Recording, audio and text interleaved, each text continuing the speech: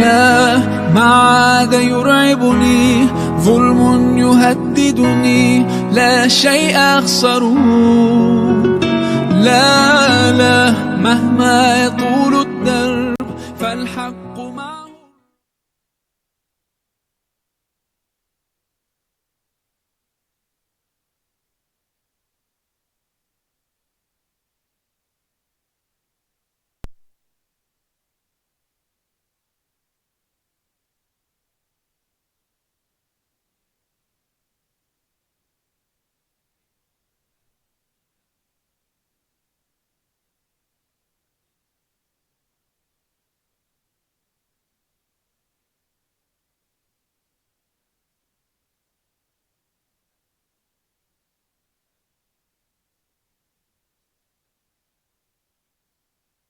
Mati Bapak Ibu jamaah Masjid Al-Azhar, mudah-mudahan kita semua selalu dirahmati oleh Allah Subhanahu wa Ta'ala.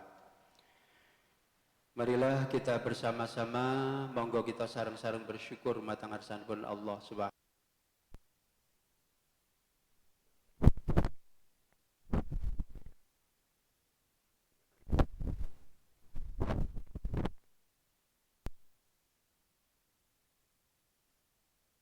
Ngantos wonten ing saat menika kita dipun paringi sehat, dipun paringi sempat. Kita syukuri dengan syukur yang sesungguh-sungguhnya dengan harapan mudah-mudahan Allah terus memberikan istiqomah di dalam iman, Islam dan takwa kita kepada Allah, dan juga selalu memberikan kesehatan dan kesempatan untuk meningkatkan ketaatan beribadah kepada Allah Subhanahu wa Ta'ala. Salawat serta salam mudah-mudahan tetap tercurah pada Rasulullah Muhammad sallallahu alaihi wasallam. Bapak Ibu rahimakumullah, kula nyuwun pangapunten iki kula mboten tukaran kalian Pak Yaimul. Lan mboten tukaran nggih. Kula niku justru malah ditukari kula niki. Ditukari. Kula jane Rebo ke 3 menika maju Rebo ke 1. Lah kalau ini pun kadung sanggup niku nggih kula nggih kedah tanggung jawab. Oh nggih, Pak siap.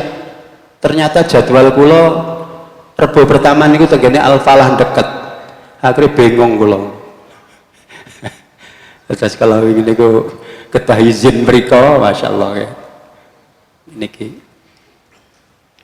alhamdulillah kita saged silaturahim dengan panjenengan sedaya, saged tolabul ilmi sesarengan. Mugi-mugi kita di dalam tolabul ilmi niki kita akan dimudahkan jalan kita menuju surga Allah Subhanahu wa Ta'ala. Bapak Ibu rahimakumullah, kita badhe membicarakan tentang penaklukan kota Makkah. Insya Allah niki satu pertemuan tidak selesai, nanti bersambung pertemuan kedua. Di dalam perjalanan sirah Rasulullah Shallallahu Alaihi Wasallam, kita nanti akan mengetahui dari kejadian-kejadian yang ada itu kemudian muncul atau kemudian turun firman Allah.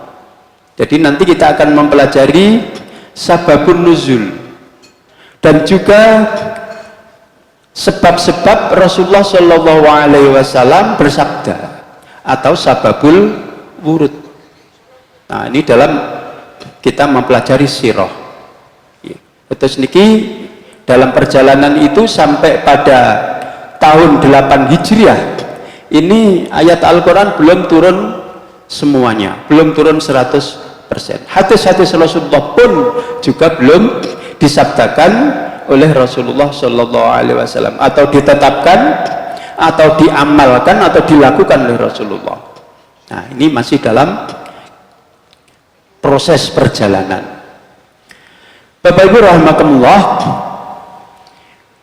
peperangan menaklukkan kota Makkah waktunya yaitu pada tahun 8 Hijriah. Kalau dihitung 8 Hijriah berarti Rasulullah baru hijrah atau telah mengalami hijrah selama tahun ke-8. 8 tahun. Nah, niki. Tempatnya peperangan penaklukan kota Makkah nggih wonten ing Makkah, di Makkah Al-Mukarramah. Apa sebab-sebabnya? Yaitu banyak peristiwa dan keadaan yang dapat menolong dan membukakan jalan bagi kaum muslimin untuk menaklukkan kota Makkah dengan mudah. Peristiwa dan keadaan itu diantaranya adalah dengan berlakunya perjanjian Hudaybiyah. Nah, jadi dengan disepakatinya perjanjian Hudaybiyah antara kaum muslimin dengan orang-orang musyrikin Quraisy, niku masya Allah mendatangkan hikmah manfaat yang besar bagi kaum muslimin. Sejak berlakunya perjanjian Hudaybiyah, kaum muslimin lebih leluasa menyampaikan dakwah. Jadi sudah tidak banyak halangan-halangan pada saat itu. Jadi dikira perjanjian Hudaybiyah itu merugikan kaum muslimin, ternyata tidak. Justru malah memberikan peluang yang besar untuk mengembangkan dakwah Islamnya. Perjanjian Hudaybiyah itu mengandung hal-hal yang menguntungkan, tetapi di sisi lain juga mengandung hal-hal yang merugikan. Nah, itu sudah biasa, tidak apa-apa. Namun kaum muslimin tetap menepatinya. Jadi meskipun perjanjian Hudaybiyah itu berlaku, kemudian ada yang pro, ada yang kontra. Di kalangan sahabat sendiri, Umar bin Khattab juga protes. Tapi bagaimanapun juga, karena sudah disepakati, sudah ditandatangani bersama, ya tetap harus dijaga. Harus dijaga perjanjian itu, tidak boleh dilanggar. Kalau kaum muslimin menjaga itu dengan sebaik-baiknya, supaya tidak tergolong menjadi golongan orang-orang munafik yang selalu mengingkari janji. Janji-janji tidak pernah ditepati. Kaum muslimin tidak seperti itu. Didikan Rasulullah Shallallahu Alaihi Wasallam tidak seperti itu. Namun kaum muslimin tetap menepatinya dan tidak akan mengingkarinya. Dan inilah karakter yang sebenarnya bagi mereka kaum muslimin. Nah, jadi kalau sudah disepakati, ya sudah dijaga, ditaati sampai batas waktu yang telah ditentukan. Kemudian Bapak Ibu rahimakumullah, perjanjian Hudaybiyah dipandang sebagai permainan belaka. Siapa yang memandang perjanjian Hudaybiyah sebagai permainan? Tentunya adalah kaum musyrikin. Jadi kaum musyrikin itu berjanji, ya mengingkari itu sepertinya tidak beban gitu. Mengingkari janji itu tidak beban. Nah itu ya. Tapi kalau kaum muslimin ya sangat beban dan tidak mau, tidak berani. Nah, gitu. Mengapa mereka seperti itu? Yang pertama adalah karena keras kepala, kecongkaan dan kesombongannya. Nah, ini orang-orang musyrikin Quraisy, keras kepala, congkak, sombong, ya. Mereka tidak menyadari adanya kejadian-kejadian penting yang sedang mengubah keadaan di semenanjung Arabia, bahkan hampir mengubah keadaan dunia seluruhnya. Maka di antara kaum Quraisy, kaum musyrikin Quraisy itu ya ada yang mempunyai wawasan yang terbuka luas, itu ya ada, tapi tidak semua. Di antaranya seperti Khalid bin Walid, Amr bin As, ketika masih kafir, dia sudah punya pandangan yang luas ke depan, melihat kondisi umat Islam itu kalau peperangan selalu menang, selalu menang. Itu dibaca oleh Amr bin As, Khalid bin Walid, dan terus berkembang. Rasulullah terus mendapatkan pengikut terus. Nah, ini Khalid bin Walid dan Amr bin As menyadari, oh iki Muhammad iki gak kena dikalahno iki. Itu sudah terbayang di dalam pikirannya, di dalam benaknya. Bersama sekutunya dari Bani Bakar, mereka menyerang orang-orang Bani Khuza'ah. Jadi orang-orang kafir Quraisy, orang-orang musyrikin Quraisy itu bersama sekutunya karena mereka bersekutu dengan Bani Bakar. Kemudian mereka menyerang Bani Khuza'ah. Bani Khuza'ah itu bersekutu dengan kaum muslimin, sehingga dari Bani Khuza'ah itu tewas beberapa orang. Nah, padahal di dalam perjanjian itu tidak boleh berperang, ya, tidak boleh berperang. Tapi orang-orang kafir Quraisy yang mendukung Bani Bakar, ya, mengadakan peperangan. Nah, itu karena tidak siap perang, nah, karena memang sudah disepakati untuk tidak terjadi peperangan, ya. Sehingga Bani Bakar tidak Bani Khuza'ah tidak siap perang. Nah, sehingga orang-orang Bani Khuza'ah mencari perlindungan di daerah haram, ya, di daerah haram, di tanah suci, di Mekah. Di tanah suci itu tidak boleh terjadi pertumpahan darah. Nah, begitu. Tapi orang-orang musyrikin Quraisy tetap melanggar. Orang-orang Bani Khuza'ah yang melarikan diri mencari perlindungan di tanah haram, mereka tetap diperlakukan dengan tidak semena-mena, ya, tetap dikejar, kemudian dibunuh, ya, dibunuh karena mereka ditopang, disokong, dibantu oleh orang-orang musyrikin Quraisy. Jadi orang-orang Bani Khuza'ah itu meskipun di tanah haram tetap dibunuh. Loh, itu berarti melanggar perjanjian. Pada saat orang-orang Bani Bakar sadar, nah ini sadar, telah melakukan tindak kekerasan di dalam daerah haram, ya, beberapa orang diantaranya bertanya kepada pemimpinnya, ya. Pemimpin Bani Bakar itu namanya Naufal bin Muawiyah. Dia bilang atau berkata kepada pemimpinnya, kita telah memasuki daerah haram, bagaimana Tuhan-Tuhan Anda? Kemudian Naufal bin Muawiyah mengatakan tanpa ragu-ragu menjawab, hai orang-orang Bani Bakar, hari ini tidak ada Tuhan. Hari ini tidak ada Tuhan. Lampiaskan pembalasan kalian. Duh, Masya Allah, seperti itu. Jadi Tuhan-Tuhan yang berupa berhala-berhala itu sudah tidak dianggap, ya, tidak dianggap. Dianggap tidak ada Tuhan.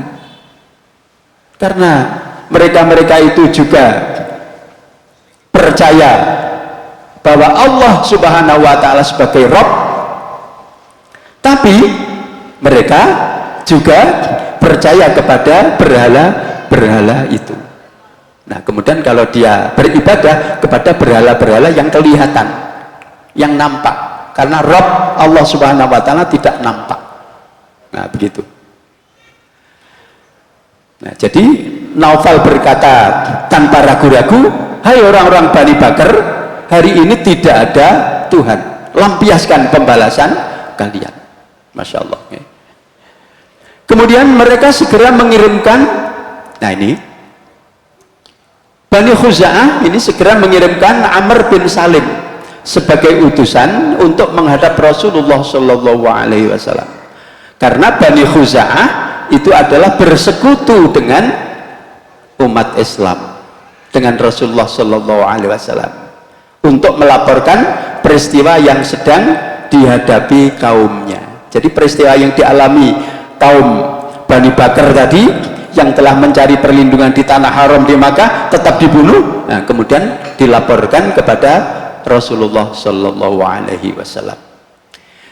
Setibanya di Madinah, nah Rasulullah di Madinah, ia langsung menghampiri Rasulullah Shallallahu Alaihi Wasallam yang pada saat itu sedang duduk di dalam masjid di hadapan kaum muslimin. Nah, kemudian Amr bin Salim tadi menghampiri beliau. Nah, dia mengatakan dalam bentuk syair yang sangat panjang, ya, yang intinya adalah mengeluh atas tindakan orang-orang Quraisy, yang mereka mendukung Bani Bakar yang telah bertindak menginjak-injak perjanjian, menyerang serta membunuh orang-orang yang sedang rukuk dan sujud pun juga tetap dibunuh. Masya Allah, ya. Ini Bapak Ibu rahimakumullah. Nah, selain itu ia juga menyampaikan harapan, ya, harapan Bani Khuza'ah kepada Rasulullah Shallallahu Alaihi Wasallam, ya, bersedia membantu mereka sebagai sekutu yang sedang menghadapi pengejaran musuh. Nah, ini jadi harapan kaum Bani Khuza'ah lapor kepada Rasulullah minta bantuan, ya, minta bantuan, karena kaum muslimin adalah sebagai sekutu dari kaum Bani Khuza'ah. Maka menaruh harapan besar kepada Rasulullah Shallallahu Alaihi Wasallam. Nah, menghadapi keluhan dan harapan Bani Khuza'ah, maka Rasulullah Shallallahu Alaihi Wasallam berkata, faqala Rasulullah, nasartu ya Amr bin Salim. Ya, Rasulullah bersabda kepada Amr bin Salim. Ya. Nah, itu. Jadi nasartu ya Amr bin Salim.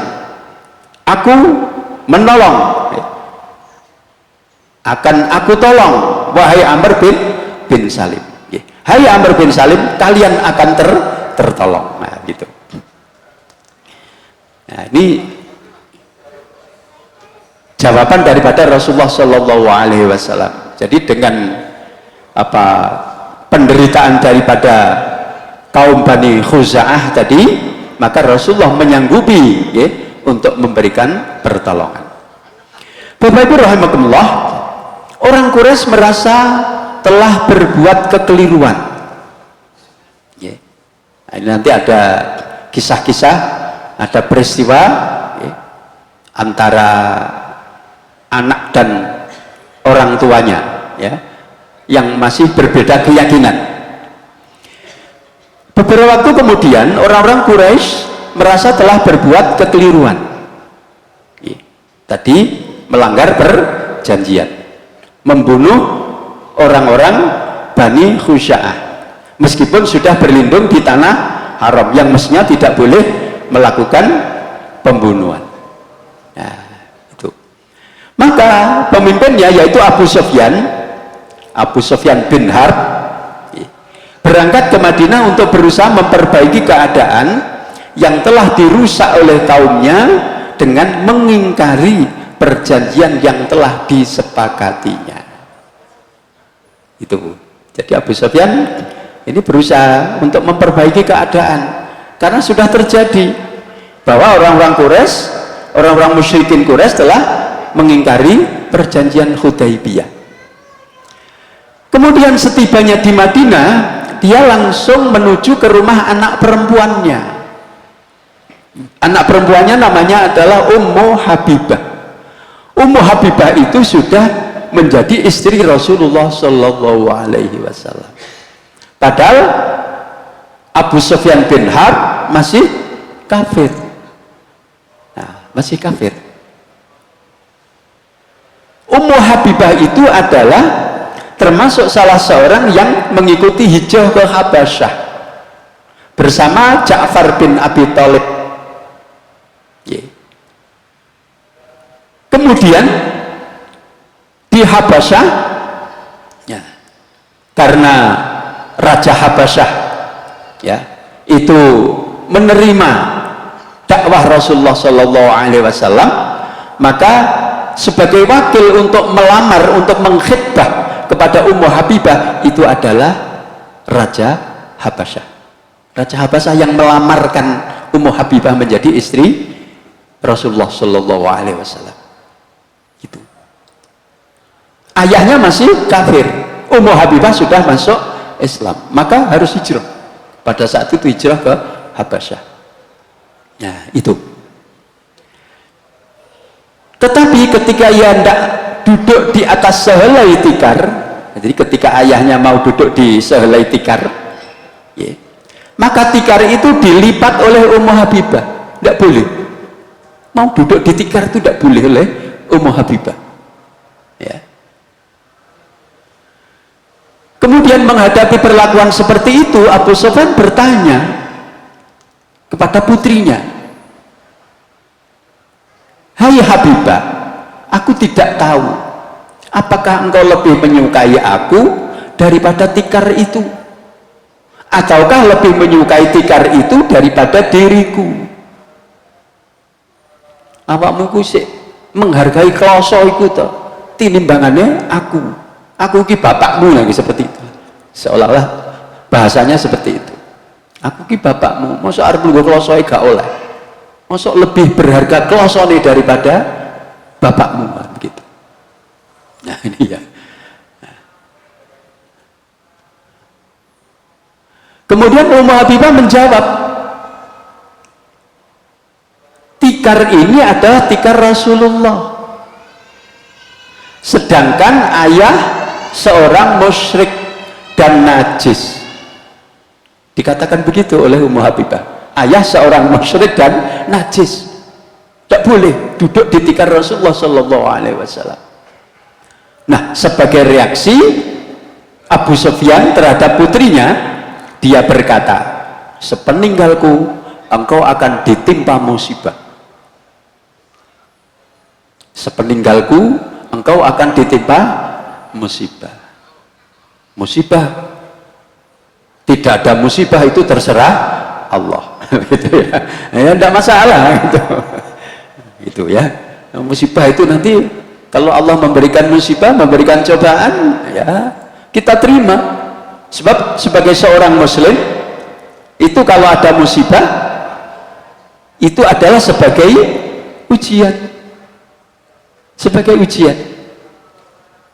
Kalau diterima dengan sabar, maka akan disediakan pahalanya, dihapuskan dosa-dosanya, diangkat derajatnya, berdasarkan hadis riwayat Muslim. Kalau sabar menerima musibah itu. Kalau mendapat kenikmatan-kenikmatan, jangan sampai lupa diri. Diberikan harta yang melimpah, jangan sampai lupa diri. Bagi orang yang beriman, mesti bersyukur. Diberikan nikmat itu bersyukur, diberikan cobaan ujian bersabar. Nah itu Bapak Ibu rahimakumullah. Nah sebagai reaksi Abu Sufyan berkata, "Sepeninggalku engkau akan ditimpa musibah." Ia kemudian keluar hendak menemui Rasulullah Shallallahu Alaihi Wasallam di tempat lain. Tadi yang didatangi itu tadi adalah rumah Rasulullah bersama putrinya, yaitu bersama putri Abu Sufyan bin Harb. Ini rumah Rasulullah, tapi Rasulullah ditemui oleh Abu Sufyan di tempat yang lain. Kemudian ia mengajak beliau bercakap-cakap, mengajak kepada beliau Shallallahu Alaihi Wasallam untuk bercakap-cakap, tetapi beliau tidak menjawab sama sekali. Diajak bercakap-cakap mertuanya, gitu ya, mertuanya itu tidak dijawab oleh Rasulullah karena beda keyakinan, ya. Dan Abu Sufyan itu adalah orang yang paling di depan, paling terdepan, yang memusuhi Rasulullah, yang memusuhi Islam, yang menghalang-halangi dakwah Islam. Nah itu. Kemudian Abu Sufyan minta bantuan kepada Abu Bakar As-Siddiq untuk membicarakan persoalan yang dibawanya dengan Rasulullah Shallallahu Alaihi Wasallam. Ya maunya ingin memperbaiki kondisi, ingin memperbaiki keadaan. Tapi Abu Bakar menolak, tidak mau. Abu Bakar menolak. Lalu ia pergi menemui Umar bin Al-Khattab untuk maksud yang sama. Kemudian Umar menjawab setelah diajukan apa yang dimaksud oleh Abu Sufyan bin Harb tadi kepada Umar. Kemudian Umar berkata, Umar menjawab apa? Aku harus membantumu menghadapi Rasulullah. Demi Allah, sekiranya aku tahu engkau berbuat kesalahan walaupun sebutir pasir, tentu engkau kuperangi. Nah, itu jawabnya Umar. Sampai ngelakoni kesalahan pasti tak perangi meskipun hanya sebutir pasir. Ya, itu kata Umar. Kemudian Abu Sufyan bin Harb meninggalkan Umar untuk bertemu dengan Ali bin Abi Thalib. Di dalam pertemuan itu Ali menjawab, demi Allah, hai Abu Sufyan, Rasul Allah itu telah mengendaki sesuatu yang kami tidak dapat mempersoalkan hal itu dengan beliau. Kalau Rasulullah sudah mengendaki begini, kami ya tidak berani berbuat apa-apa. Nah, itu kata Ali bin Abi Thalib. Nah, kemudian Ali bin Abi Thalib menyarankan kepada Abu Sufyan lebih baik pulang saja ke Makkah. Abu Sufyan berangkat pulang, dan setibanya di Makkah ia memberitahu kaumnya mengenai jalan buntu yang dialaminya selama berada di Madinah. Nggak berhasil tujuannya, misinya tidak sukses. Ketika itu Rasulullah SAW memberitahu kaum muslimin supaya bersiap-siap, dan kepada mereka pun telah diberitahukan juga beliau hendak berangkat ke Mekah. Kaum muslimin supaya bersiap-siap karena akan berangkat ke Makkah. Jadi bersiap-siap untuk perang, bersiap-siap untuk perang. Mereka kaum muslimin diwanti-wanti supaya bersungguh-sungguh dan cermat di dalam melakukan persiapan. Melakukan persiapan ya harus betul-betul dengan persiapan yang sungguh-sungguh. Persiapan bekalnya, persiapan kendaraannya, persiapan senjatanya, persiapan skillnya, skill di dalam memainkan pedang, yang ahli panah ya memanah, dan sebagainya. Nah, itu. Jadi diwanti-wanti para sahabat itu untuk mempersiapkan diri. Dan kemudian beliau berdoa, ya Allah, kumpulkanlah mata-mata Quraisy, jangan sampai mendengar berita tentang keadaan kami, agar kami dapat menyerang mereka di negeri mereka secara tiba-tiba. Ini doa Rasulullah. Wa qala Allahumma khudzil uyuna wal akhbara an Quraisyin hatta nabawataha fi biladiha. Nah, ini tidak saya tulis di sini. Ini doanya, doa Rasulullah sallallahu alaihi wasallam. Ya Allah, kumpulkanlah mata-mata Quraisy, jangan sampai mendengar berita. Jadi moto-moto yang memperhatikan Rasulullah mau kemana ini supaya oleh Allah dihalang-halangi, supaya tidak tahu berita-berita apa, tidak tahu. Biasanya mata-mata dari orang-orang Quraisy itu mesti disebar kemana-mana, gitu ya. Telik-telik sandinya itu disebar untuk mencari berita-berita, informasi.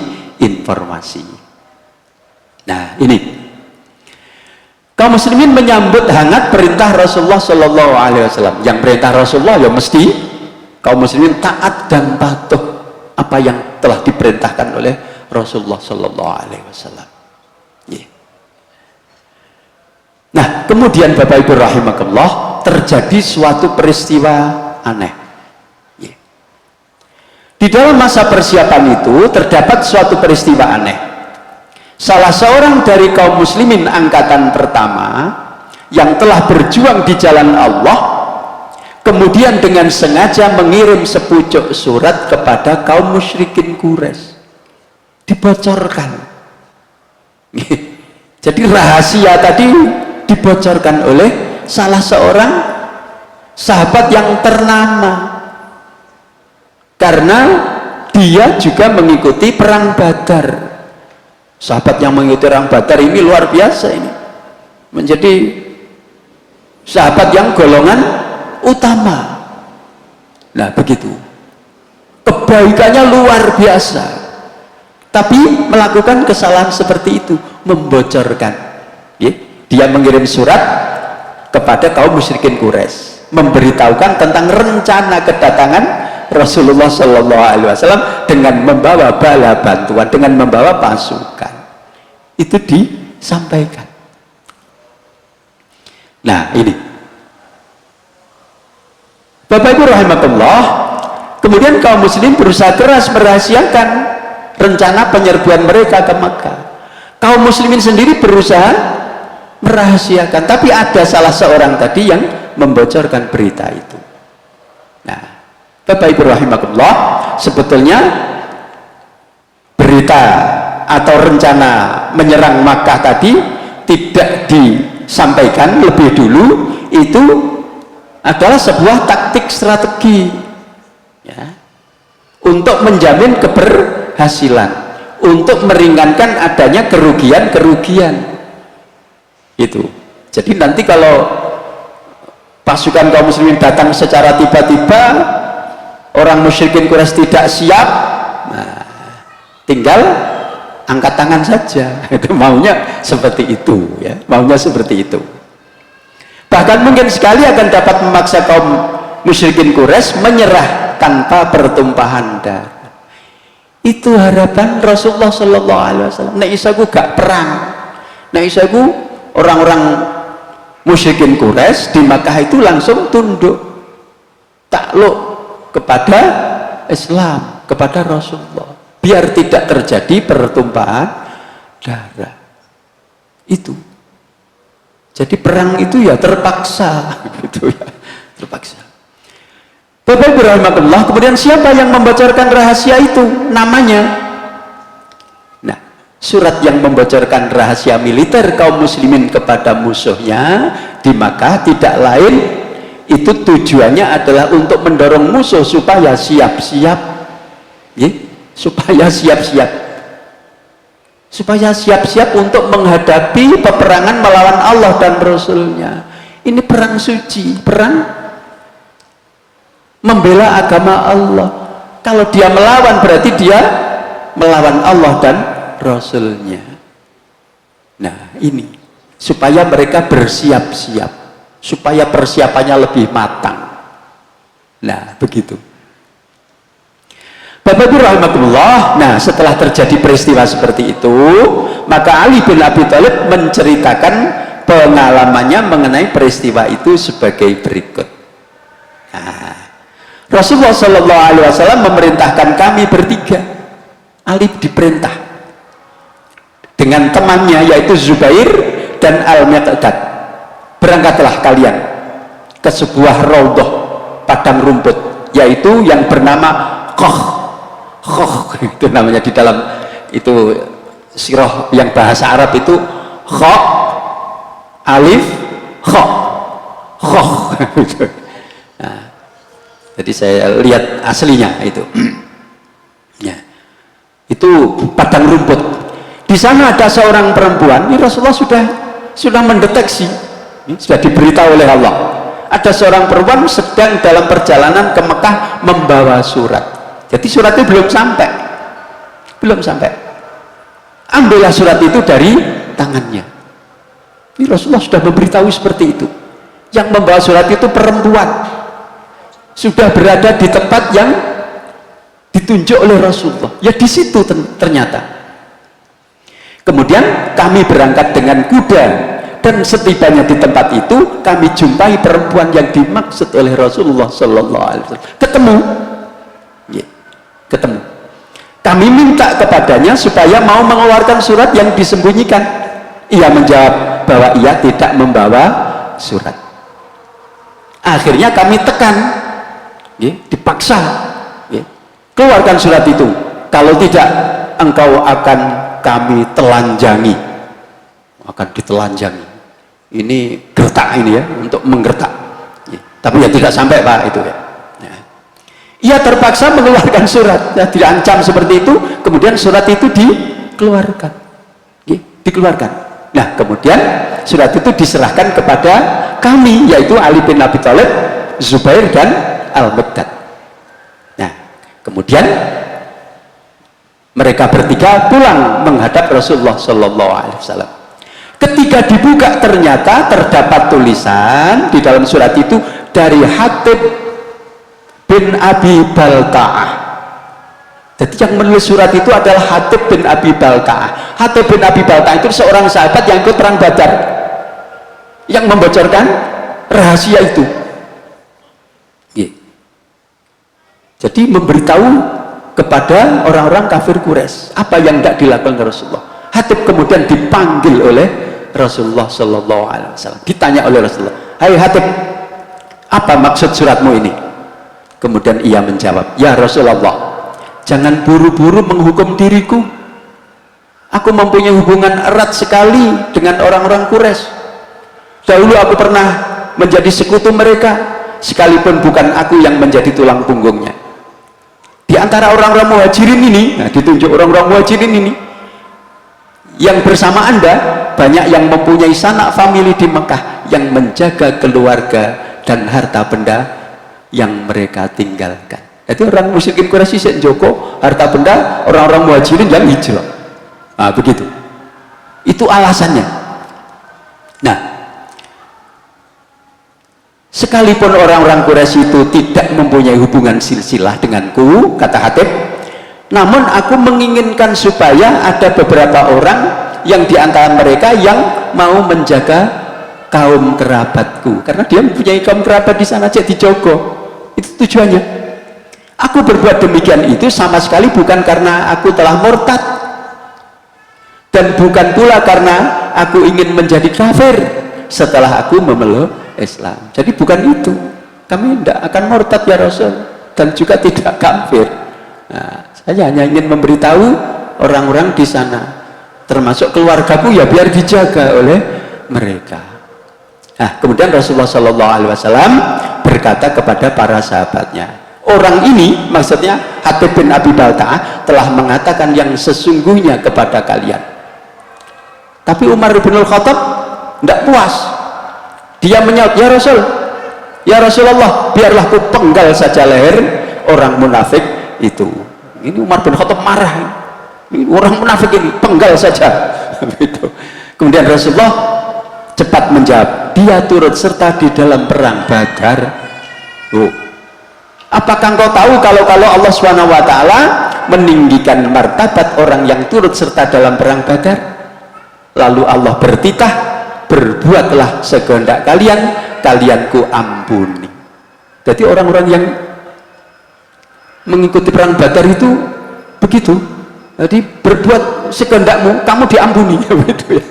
Nah, Bapak Ibu rahimakumullah, nah ini sebagai sebab turunnya surat Al-Mumtahanah ayat 1. Ayat 1 yang mengingatkan bahwa orang Muslim itu tidak boleh bersahabat dengan orang-orang musyrikin Quraisy, tidak boleh, karena mereka musuh. Kok umpamanya orang musyrikin Quraisy yang menang, belum tentu mereka akan memberikan keselamatan kepada Hatib bin Abi Balta'ah. Bisa-bisa dipenggal juga, atau paling tidak ditawan, kemudian harus menebus dirinya. Tidak ada kasih sayang orang-orang kafir Quraisy itu. Nah, maka tidak boleh diajak bersahabat, tidak boleh. Ini diingatkan di dalam surah Al-Mumtahanah ayat 1 yang tidak saya tulis di sini. Itu mengingatkan. Tapi Bapak Ibu rahimakumullah, ternyata keburukan daripada Hatib bin Abi Balta'ah tadi dibandingkan dengan kebaikannya masih besar kebaikannya. Maka Allah masih menghargai